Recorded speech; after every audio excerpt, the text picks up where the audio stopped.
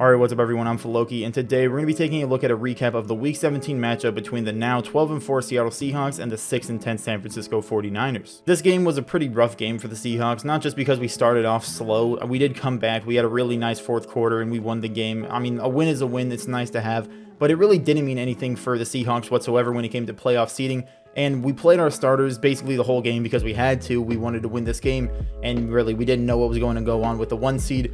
But it ended up the Packers won, the Saints won, so the Seahawks remained the 3rd seed, and we just played our starters, putting risk of people getting hurt. Rashad Penny went down with cramps. He'll probably be back next week. Jamal Adams went out of the game with a shoulder injury, which could be bad, could not. Who really knows right now? And Jared Reed went out with really no one knows right now. So, I mean, this was just an unfortunate game for the Seahawks. We could have just rested our starters now that we look back at it in hindsight, but the NFL had to flex the Packers game to the afternoon to make these Week 17 games a little bit more interesting. I'll talk about that later in the video and give my thoughts on that. But when it comes to the stats for this game, Russell Wilson completed 20 of his 36 passing attempts for 181 yards and 2 touchdowns. He was sacked twice on the day, no interceptions, so this was a pretty good game for him. Pretty inefficient. The second and third quarter, he was just really slow. The entire offense was really slow. But I mean, fourth quarter, Russell Wilson, he's going to come back. He's going to play well in the fourth quarter, and that's exactly what he did. Came out with the win today. And for the 49ers, CJ Beathard came in and completed 25 of his 37 attempts for 273 yards, a touchdown. He was sacked 3 times, didn't throw an interception. He played pretty mistake-free football up until they had that fumble late in the game, which basically completed the Seahawks comeback. But CJ Beathard coming in and being the 3rd string guy behind Jimmy Garoppolo and Nick Mullins, who were injured for this game,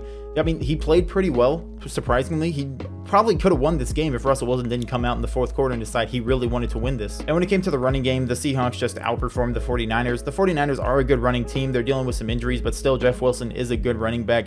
The 49ers definitely are at their best when they can run the ball, keep the defense tired, and then go back and play some good defense. And that's what they did in the second and third quarter, forced some 3 and outs, had some long drives. Our defense was looking really sloppy because they were getting tired, but I mean, overall, on a day, they were pretty inefficient. They had under 4 yards a carry. Seahawks had well over 4 yards a carry. They also had a touchdown. Chris Carson played pretty well. He did have some weird stuff going on with his ear. I think his ear was bleeding sometime during the game, and he had a couple other reasons why he went out. Rashad Penny came in, had some cramps, and then Alex Collins actually came in. He looked really good, so he could be a pretty good 3rd option, maybe even backup if we don't really want to push Rashad Penny too hard in the playoffs. But Alex Collins did look pretty good in this game when both running backs were out because they were dealing with some little things. But outside of the stats, this really wasn't a great game for the Seahawks. This was just another game where the Seahawks barely beat a team. They're playing good defenses, but they start off slow.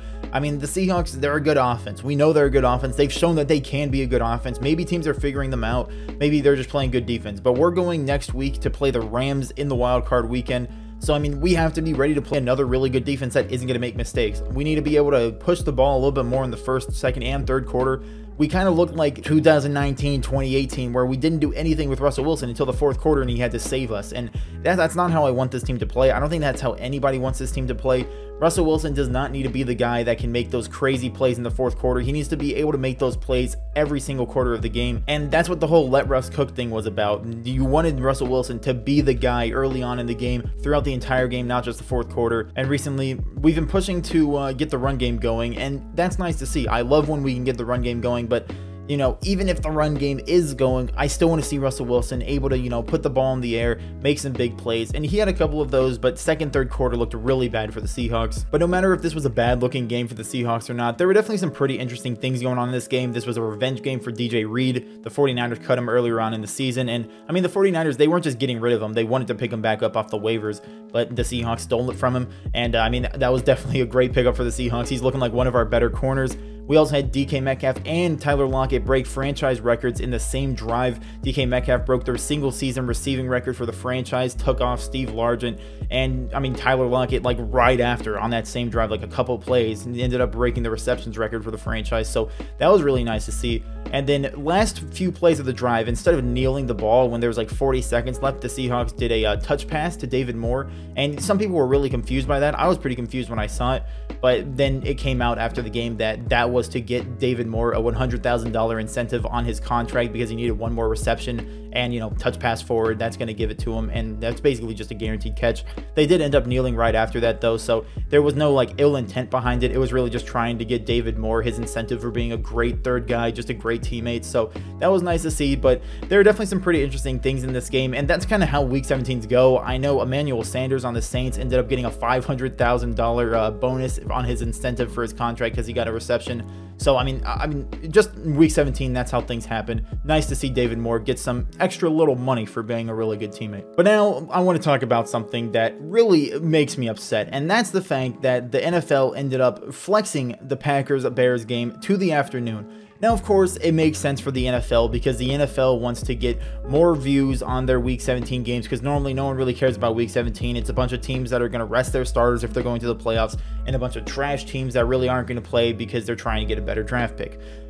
But then it came to the NFC, just the top 3 guys all could take the #1 seed. And the Packers, they played in the early games. Now guess what the NFL did? They moved them back to the afternoon. Instead of letting the Packers and the Bears play in the early games and let the Saints and Seahawks see if they want to rest their starters or not, they made the Packers and the Bears play in the afternoon. Now, of course, this makes it a bit more interesting. You know, the afternoon games are going to be some pretty interesting games because, well, you know, I was watching the Seahawks in the top left. They had both games. They had the scores for them. And, I mean, halfway through the game, you see that the Packers and the Saints are going to win. Like, who cares?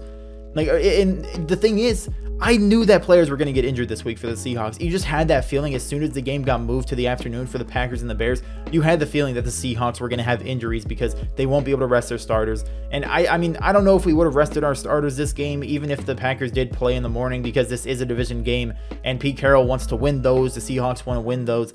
So who knows? But honestly, if that Packers game would have been the morning and they would have absolutely dominated the Bears like they did, I feel like that would have been a lot better, made the Rams-Cardinals game a lot more interesting because, you know, the Cardinals would have known that if they win, they go to the playoffs. They probably would have played a little bit harder. And, I mean, they ended up losing. They're not going to the playoffs. The Seahawks and the Saints probably could have rested some of their starters. I don't know what happened with the Saints, but the Seahawks had injuries with Jamal Adams, Rashad Penny, and Jarren Reed. So, I mean, it is just really disappointing, really just grinds my gears that the NFL decided that they wanted to flex something to make Week 17 more interesting, which can possibly hinder other playoff teams going into Wild Card Weekend. Like, I don't know if the Saints had any injuries, but the Seahawks, if they don't get Jamal Adams back, which, I mean, he had an injury to his shoulder, not the shoulder that he had injured earlier on in the season. It wasn't a re-aggravation. It's a new injury, and shoulder injuries are always going to be weird for someone who's tackling because you tackle with your shoulder, obviously. So, I mean, like, that's just so disappointing because Jamal Adams, imagine if he was rested for that game. He got 1 week of rest because he's dealing with a broken finger. He's had a shoulder injury earlier on in the season. Maybe that 1 game of rest would have gotten him a little bit more healthy, and he could have came in next week. I mean, I've heard that he could still play, could easily still play. You know, he's expected to play next week, but still, you don't want someone to deal with an injury, especially 2 key players on the defense, which is, you know, the Seahawks are doing great because they have had little to no injuries on their defense recently. Their defense has gotten healthy. Their chemistry is just getting a lot better. But of course, Week 17 going into the playoffs, we had 2 big players get injured, Jarren Reed and Jamal Adams. I mean, maybe they'll play next week. Hopefully they will play next week, but still, it's just so disappointing because they didn't have to play, but the NFL wanted to make Week 17 more interesting, which doesn't make sense to me. Why would you prioritize the interestingness of Week 17 over the playoffs? The playoffs are the more important games. No one cares about Week 17. Nobody cared about Week 17, who was going to get the 1 seed, because everyone kind of knew the Packers are going to beat the Bears, the Saints are going to beat the Panthers. But you force the teams to play their starters because there's a chance to get the 1 seed. It just didn't make a lot of sense. I don't understand why the NFL would prioritize, you know, making Week 17 more interesting over keeping players healthy, potentially going into the playoffs to make those playoff games, which probably are going to get more views, make you more money, more interesting. It just doesn't really make sense to me. Of course, the Seahawks, if Jamal Adams doesn't play next week, if Jarren Reed doesn't play next week, completely hinders their ability to play defense. And against a Rams team that is going to be playing really good defense, every possession is going to count because it's going to be the playoffs. That is just really bad to see. But going into next week against the Rams, we're going to be playing a Saturday game in the wild card. And I mean, we play the Rams, like I said. I mean, Jared Goff, he broke his thumb. I don't know if he's going to be playing that game. I think Sean McVay said that he was kind of doubting that he'd play. Who knows? We'll see what happens there. We have like a whole week to see what happens. But next week, 49ers, going to be another difficult defense. We showed that we can beat them at home. We're going to be playing at home. So hopefully we'll beat them again. But, I mean, that's going to be a good game. It's going to be an interesting game. Any divisional game is going to be interesting. But especially in the playoffs, a divisional game is going to be very interesting. We'll see who comes out on that one. And, you know, NFC is going to be a pretty good games to watch. AFC is probably going to be pretty good games. NFC is probably going to be a little bit worse because the Bears are going to be playing the Saints. That's kind of a guaranteed Saints win. The Washington football team plays the Buccaneers. That might be interesting to see if the Washington football team can actually stop them. AFC, I really have not been paying attention to the playoff picture. I think the Colts made it in, and I mean, I don't know. But, I mean, it's going to be interesting. It's the playoffs. The playoffs are always great to watch. They're always interesting. So hopefully next week in the playoffs, hopefully the Seahawks will win, and hopefully there will be some good games other than the Seahawks game, because I mean, you're kind of forced to watch all of them. But with that, that's going to do it for this video, and let me know down below what you thought about this game. What do you think about the NFL's decision to make Week 17 more interesting and got some players hurt for the Seahawks? Let me know down below in the comments what you thought about all that, and leave a like if you enjoyed the video, subscribe if you're new, and with that, I'd like to thank you for watching. Have a great day.